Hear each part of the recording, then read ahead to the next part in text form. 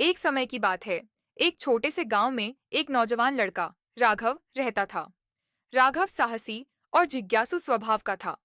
एक दिन उसे गांव के बाहर एक रहस्यमयी झील के बारे में पता चला।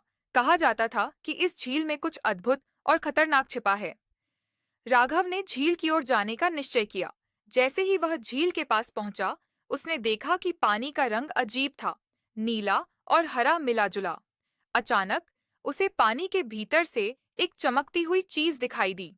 उसने अपनी नाव को झील में उतारा और उस चमकती चीज की ओर बढ़ा। जैसे ही वह करीब पहुंचा, एक जोरदार आवाज आई, कौन है जो मेरे आराम को भंग कर रहा है?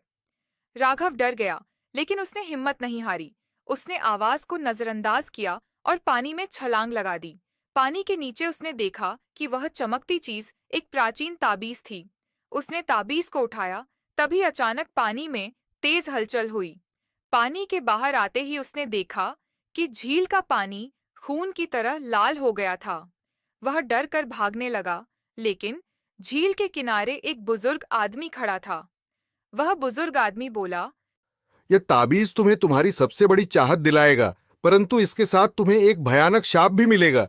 राघव ने बिना सोचे समझे ताबीज को अपने पास रख लिया।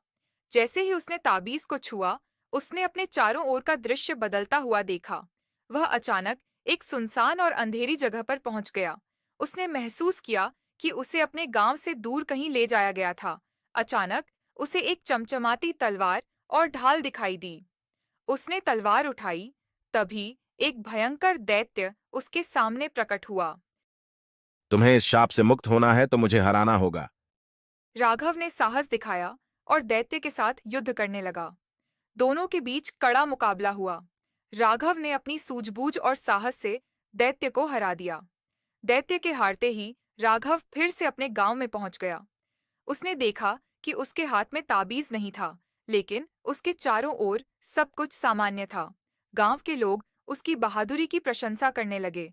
राघव समझ गया कि सच्ची बहादुरी और दृढ़ निश्चय से ही किसी भी रहस्य और चुनौती को हल किया जा सकता है। इस तरह राघव की यह यात्रा उसे जीवन का सबसे बड़ा सबक सिखा गई और वह गांव में एक नायक के रूप में प्रसिद्ध हो गया।